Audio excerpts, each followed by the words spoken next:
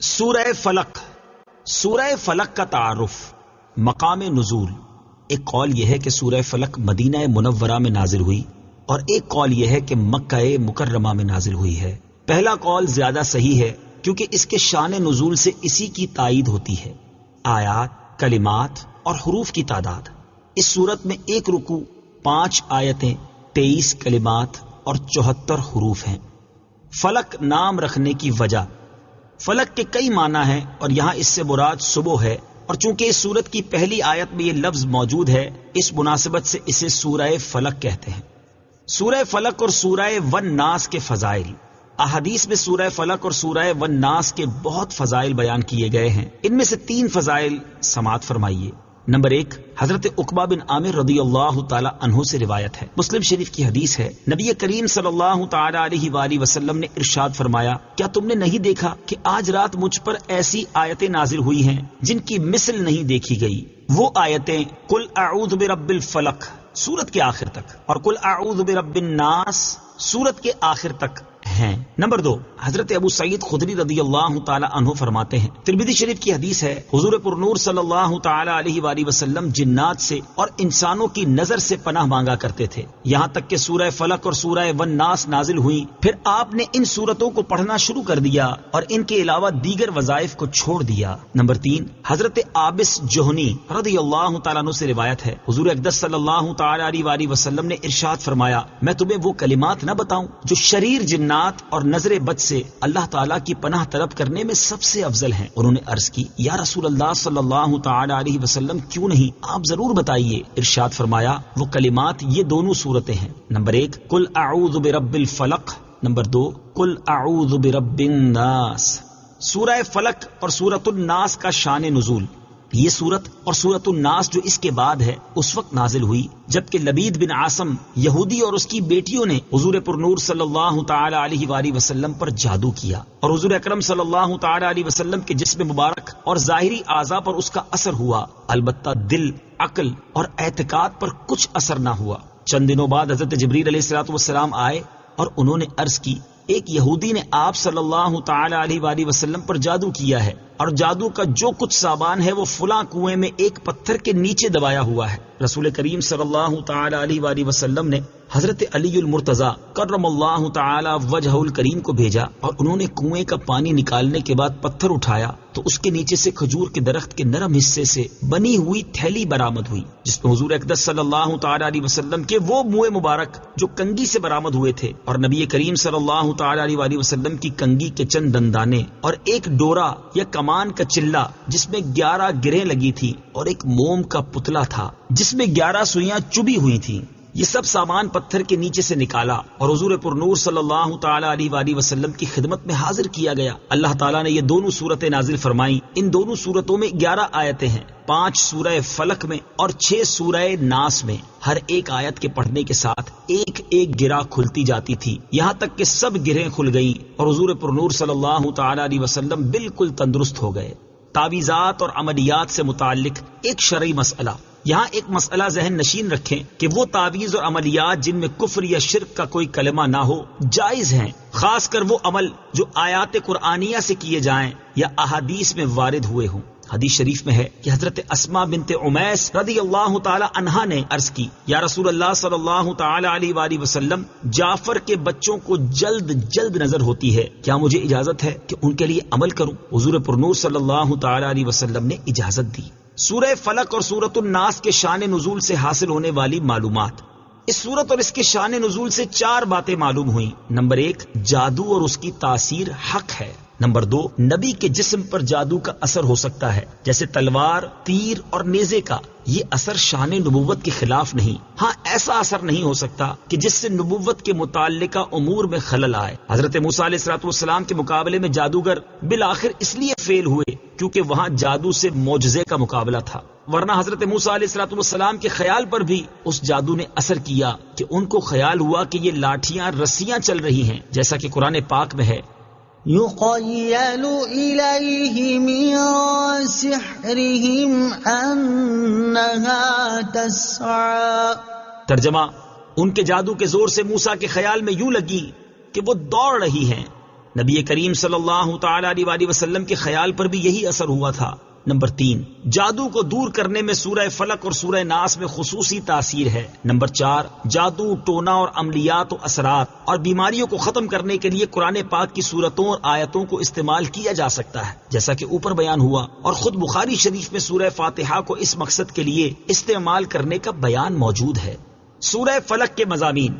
اس سورہ مبارکہ میں تمام مخلوق کے شر سے، رات کے اندھیرے کے شر سے، جادوگروں کے شر سے اور حسد کرنے والے کے شر سے اللہ تعالیٰ کی پناہ مانگنے کی تعلیم دی گئی ہے۔ سورہ اخلاص کے ساتھ مناسبت۔ سورہ فلق کی اپنے سے ماقبل سورت اخلاص کے ساتھ مناسبت یہ ہے کہ سورہ اخلاص میں اللہ تعالیٰ کی وحدانیت کا بیان ہوا اور یہ بتایا گیا کہ جو چیزیں اللہ تعالیٰ کی شان کے لائق نہیں وہ ان سے پاک اور بری ہے، اور ان دونوں صورتوں میں بتایا گیا کہ دنیا میں موجود ہر شر سے اللہ تعالیٰ کی پناہ مانگنی چاہیے۔ اسی طرح ان شیاطین، جنات اور انسانوں سے بھی اللہ تعالیٰ کی پناہ مانگنی چاہیے جو لوگوں کو اللہ تعالیٰ کی راہ سے روکتے ہیں۔ بسم اللہ الرحمن الرحیم۔ ترجمہ، اللہ کے نام سے شروع جو نہایت مہربان رحمت والا ہے۔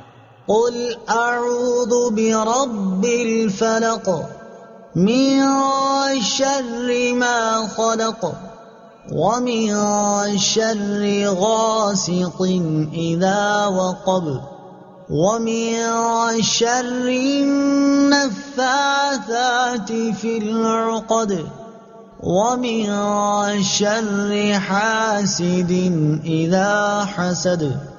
ترجمہ، تم فرماؤ میں صبح کے رب کی پناہ لیتا ہوں اس کی تمام مخلوق کے شر سے اور سخت اندھیری رات کے شر سے جب وہ چھا جائے، اور ان عورتوں کے شر سے جو گروہ میں پھونکے مارتی ہیں، اور حسد والے کے شر سے جب وہ حسد کرے۔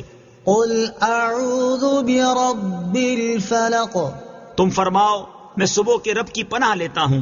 تفسیر صراط الجنان میں ہے، پناہ مانگنے میں اللہ تعالیٰ کا اس وصف صبح کے رب کے ساتھ ذکر اس لیے ہے کہ اللہ تعالیٰ صبح پیدا کر کے رات کی تاریکی دور فرماتا ہے تو وہ اس پر بھی قادر ہے کہ پناہ چاہنے والے سے وہ حالات دور فرما دے جن سے اسے خوف ہو۔ نیز جس طرح تاریک رات میں آدمی صبح طلوع ہونے کا انتظار کرتا ہے، اسی طرح خوف زدہ آدمی امن اور راحت کا منتظر رہتا ہے۔ اس کے علاوہ صبح مجبور و لاچار لوگوں کی دعاؤں کا اور ان کے قبول ہونے کا وقت ہے، تو اس آیت سے مراد یہ ہوئی کہ جس وقت کرب اور غم والوں کو آسانیاں دی جاتی ہیں اور دعائیں قبول کی جاتی ہیں، میں اس وقت کو پیدا کرنے والے کی پناہ چاہتا ہوں۔ ایک قول یہ بھی ہے کہ فلق جہنم میں ایک وادی ہے۔ من شر ما خلق، اس کی تمام مخلوق کے شر سے۔ تفسیر صراط الجنان میں ہے، اس آیت میں ہر مخلوق کے شر سے پناہ مانگی گئی ہے، خواہ جاندار ہو یا بے جان، مکلف ہو یا غیر مکلف، اور بعض مفسرین نے فرمایا ہے کہ یہاں مخلوق سے مراد خاص ابلیس ہے جس سے بدتر مخلوق میں کوئی نہیں۔ ومن شر غاسق اذا وقب، اور سخت اندھیری رات کے شر سے جب وہ چھا جائے۔ تفسیر صراط الجنان میں ہے، ام المومنین حضرت عائشہ رضی اللہ تعالی عنہا سے مروی ہے کہ رسول کریم صلی اللہ تعالی علیہ وسلم نے چاند کی طرف نظر کر کے ان سے فرمایا، اے عائشہ رضی اللہ تعالی عنہا، اس کے شر سے اللہ تعالی کی پناہ، یہ جب ڈوب جائے تو اندھیرا ہو جاتا ہے۔ اس سے مراد مہینے کی آخری راتیں ہیں جب چاند چھپ جاتا ہے، تو جادو کے وہ عمل جو بیمار کرنے کے لیے ہیں اسی وقت میں کیے جاتے ہیں۔ ومن شر النفاثات في العقد، اور ان عورتوں کے شر سے جو گروہ میں پھونکے مارتی ہیں۔ تفسیر صراط الجنان میں ہے، یعنی جادوگر عورتوں کے شر سے پناہ مانگتا ہوں جو ڈوروں میں گرا لگا لگا کر ان میں جادو کے منتر پڑھ پڑھ کر پھونکتی ہیں، جیسا کہ لبید کی لڑکیوں نے نبی کریم صلی اللہ تعالی علیہ وسلم پر جادو کرنے کے لیے کیا تھا۔